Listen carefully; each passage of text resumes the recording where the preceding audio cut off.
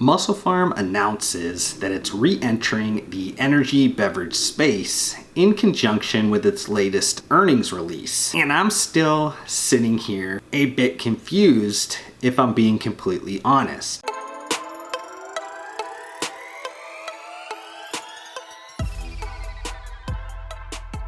Just as I've done in some of the previous MusclePharm pieces of content that I've created, I want to be upfront with a few disclaimers. The first one is that I was a part of MusclePharm during the early 2010s, kind of during the heyday when they were in their hyper growth phase. And I say that mostly because it could create some inherent subconscious bias. Additionally, I have had a post-employment consulting relationship with MusclePharm, and that has its own kind of NDA implications attached to it. But that being said, I'm going to circumvent as much as I can here by only staying to publicly disclosed information.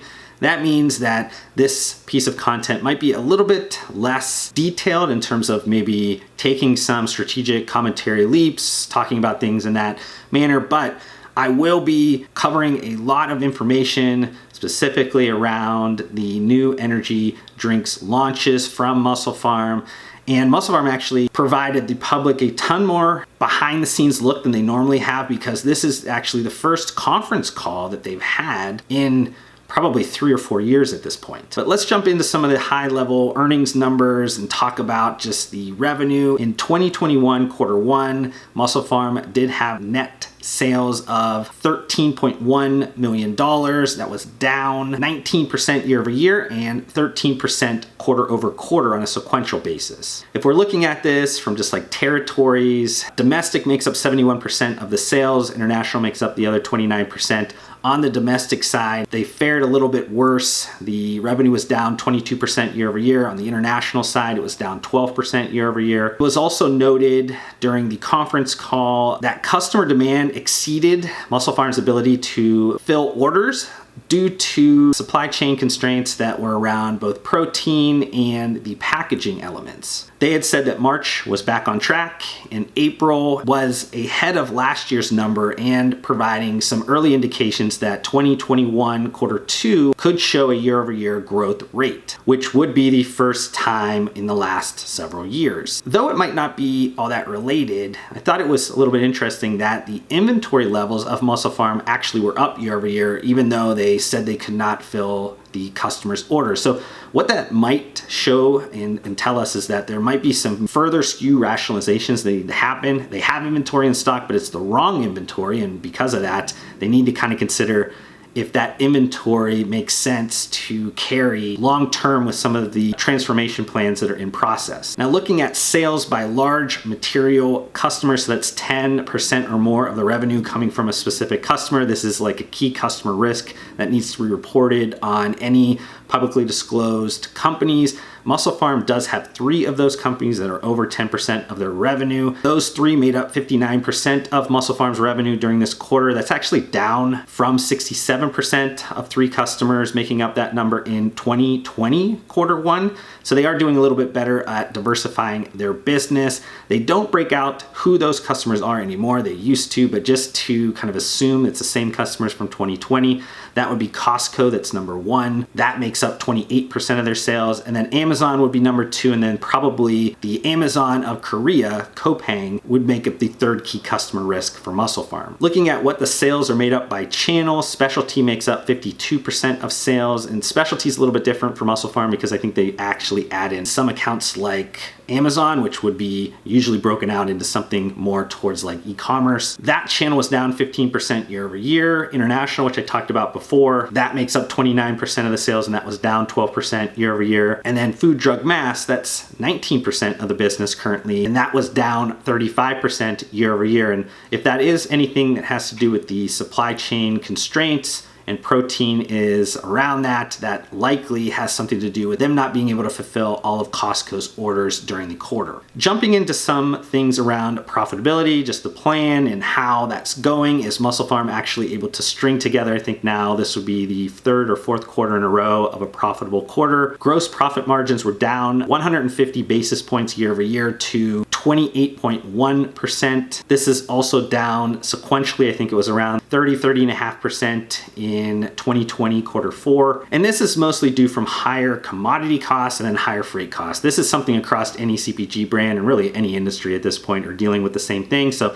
this is really a good explanation. This can be managed in a little bit of ways, but it's not fully controllable by MusclePharm. Now, looking at some of the things that they can control, some of the major internal expenses, advertising and promotions was really the only expense up that was material that had really an effect. I think it was up $200,000 and $250,000 year over year, but I'm actually pretty pleased with where they had said it is being spent, and that is from increased demonstrations, so demos and sampling at their largest customer with a new SKU. So just to kind of deduce a little bit of that information around and kind of chew it up and spit it back out to you guys, that would be from Costco and with their new SKU chocolate milk combat. So just getting some trialing, getting some new sampling, and having that potentially do really well on shelf, that's going to pay for itself long term. So though it is a year-over-year spike in terms of that expense, I think it's actually probably a pretty good expense item. So what does this kind of all roll up into? MusclePharm did actually squeeze out another profitable quarter. Something to kind of think about in the future though that they're going to have to manage is that MusclePharm recently hired some top-level talent and seasoned executive from Yum Brands to be their CFO. That CFO has a pretty sizable salary, base salary, and things of that nature. So you would expect the salaries and benefits number to be up about 10 or 15% year over year. There is some other people that are jumping on board. They hadn't disclosed what those employment contracts look like, so I'm not exactly sure how that will affect that expense item going forward. Looking at just like a capitalization update, I'm not going to go through a ton of different things on this section, but I did want to note just one item that I had previously mentioned in some of the other videos, and this is around a piece of related party debt with Ryan Drexler, a convertible note that he issued for just under $3 million, I believe, in November of 2020. The due date had kind of been restructured to July 1st of 2021, but what's important here is that that amount is not really available by MusclePharm from operating activity. So unless MusclePharm, for whatever reason, goes out and raises more capital or issues more shares or something of that nature, they wouldn't have cash flows to be able to pay down that convertible note by the due date. So unless Ryan Drexler decides to refinance again and maybe push that due date, he's going to convert that into shares at a price of 23 cents per share, which is all great and all, and we'll push debt off the books. But it's important to note that MusclePharm stock has been closing somewhere around $1.30 over the last week. So definitely going to get a benefit from converting. That accounts for about 12 million or so shares that would be issued, that would be potentially dilutive to current shareholders. Depending on how you look at this from a short or long-term perspective, maybe it has some effect if you are an investor. As many of you guys know, I don't produce any of these videos for the investment community. This is really for the functional CPG community, looking at this and pulling insights that they could potentially use for the benefit of themselves within the larger industry. But I know there are people that are involved with the stock market that do utilize my videos for the information. Now, jumping to the most important part of this video, I guess, the one that is most interesting for me to talk about is the energy drinks announcement. For those that are not aware, MusclePharm actually had already been in the energy drinks market during the mid 2010s. I had tried the product, actually thought it was pretty decent. It was under the name Energy Sport and then a zero version of Energy Sport. But regardless of thinking that the product was not all that bad, maybe the timing wasn't right in terms of functional energy drinks at that time, comparable to today. But I honestly think the reasons why it maybe was not a success for MusclePharm were outside of the product. Now, those factors that are outside of the product really probably came down to a sales and distribution strategy and then just the execution, the team involved with that execution. MusclePharm actually has decided to really try to circumvent that happening again. They are creating a partnership with a seasoned energy beverage veteran named Joe Canada. He actually was involved with Rockstar Energy. He ran the sales and distribution unit since the company was pretty much in existence up to the late 2010s when they were about $1 billion company. So this is a deep practitioner, somebody that's been around the energy beverages market since the energy drinks market was really being created in the United States. Now, the difference between what Joe Canada did at Rockstar and what he is tasked to do at MusclePharm are very different. And what I'm kind of mentioning here is that at MusclePharm, he's going to be tasked to take a legacy, arguably maybe a fledgling legacy brand IP, and present it within a highly competitive energy drinks market. What he was doing before was he was building up a startup in a nascent market and having to gain shelf space that didn't exist for a category that just started a few years ago when Red Bull came into the US market. So definitely challenges on both sides. But that being said, Joe Canada has a ton of really deep relationships within the good old boys club of the energy distribution side. So he's going to be able to really create partnerships very quickly. He also will have recent success stories like Bang Energy, C4, Celsius, Ghost Lifestyle, Alani Nu, and a lot of these other like sports supplement or supplement brands that have energy drink extensions that have been doing pretty well. That helps in terms of the sales stories that he will be able to have both with new distributors and with retailers, which is why I think you're already seeing some announcements come out that he's already landed distributors and potentially retail partners before the product is even in existence and will launch sometime in summer. So assuming that the sales and distribution strategy, team execution, all those things are great, and they're gonna be great because Joe Canada is gonna be able to handle those things, why am I still kind of bearish on this idea? It really comes down to, I think this time around, they have overlooked the product instead of the other things. And I'm not really talking about the product's taste, like the inside the can or just the ingredients, because we're not really aware of all those things at this point. But if the product didn't taste good, it's going to be dead in the water right off the bat. You guys know what I think about energy beverages needing to taste great above and beyond the functionality of the product.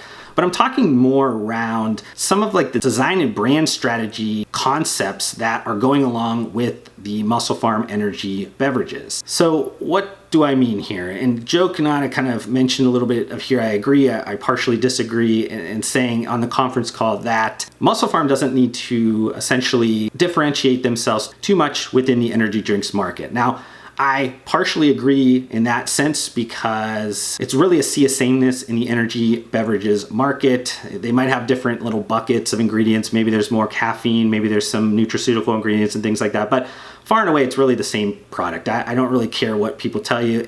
Energy drinks are energy drinks. And it's really the kind of marketing branding that has people locked in to certain brands and certain products. So that really is what makes them unique. So why I kind of partially disagree in this scenario is that it's assuming that MusclePharm has strong enough branding and marketing and IP to uniquely stand out in a highly competitive market. Yes, there was a time when MusclePharm was a marketing powerhouse. And yes, MusclePharm is still about a $60 million base business that does have some brand equity in the market, in the mainstream market, especially because of Costco. But a lot of that is skewed towards protein products with the Combat name. So extending into an energy beverage is not going to be all that easy. And since we're talking about the Combat name, Combat is a hero SKU family that really means protein, whey protein, not energy drinks. And I know that they did launch some like Combat, other products that weren't necessarily protein products in the past. Those did not do all that well. And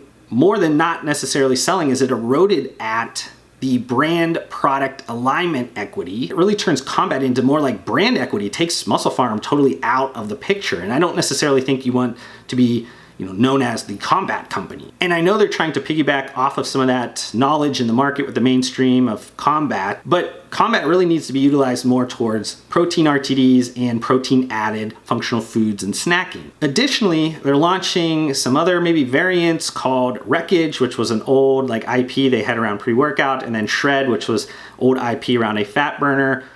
And my assumption is those products will be different. They'll have different ingredients. We'll be going after maybe different subsections of the market. Maybe they are just maybe flavors, but above and beyond anything what I'm talking about here is I think a big mistake is that those two products are being color blocked dominantly away from the lime green that is the core of MusclePharm's branding over the last decade, and totally taking that away. It's really just blue and red. And this altogether just has me completely confused. Just getting away from those elements and thinking about this from some different angles. We're looking at this from maybe the cost to build, margins, all those types of things. There's a big concern around the costs involved of MusclePharm having to rebuild their organization to be a beverage company. Unless there's some type of like JV partnership with Joe Canada or some other manufacturing facilities that's going to offload or pass some of these costs down in exchange for a cut of the sales, MusclePharm is going to be on the hook for more sales staff, so increased salaries and benefits. They're going to need warehousing because beverages take up a ton of space. You also need to think about just inventory build in a new category that is a lower margin product. Now,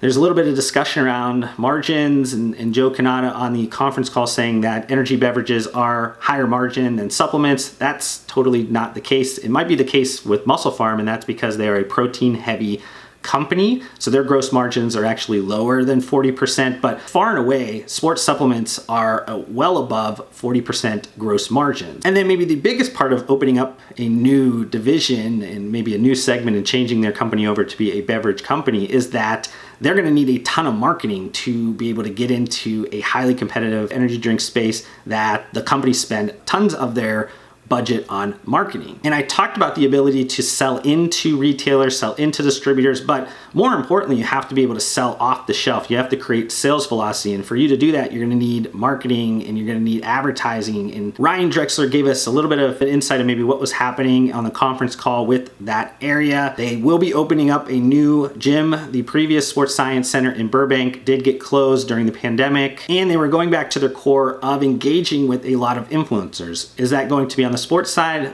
Probably not. It's probably going to be more on the fitness influencers or just the kind of celebrity side of things. I think a new board member that they brought on does have a background in that, so they're probably going to lean and leverage that person's ability to create relationships. But within all of that announcement, they actually talked about refocusing on the fitmiss line, and it's actually these fitmiss energy drinks that I think has the most potential out of the two. This to me has been a really highly neglected brand for a very long time. They should have rebooted this a long time ago when a lot of the trends were happening with female-focused supplement brands. The new rebrand, the energy drinks with fitmiss could potentially create meaningful revenue for MusclePharm. You look at some of what's happening with female-focused energy drink brands and messaging to them a lot more. You have Celsius, it's about a 50-50 split in terms of their customer makeup. Alani Nu is very predominantly female. There's a number of other companies as well that have been doing really well in the energy drink space. If MusclePharm can nail the strategic vision and execution of that on the fitmiss brand, they should have some great tailwinds behind them to produce some great results. And I just want to end on kind of a final note here, something that I thought was pretty interesting in the new CFO's employment contract. This maybe lends itself for MusclePharm thinking that they could be an acquisition target in the next couple of years. While I think it's pretty obvious that a ton of different companies over the years, and even at the time when I was still with the company 10 years ago or so,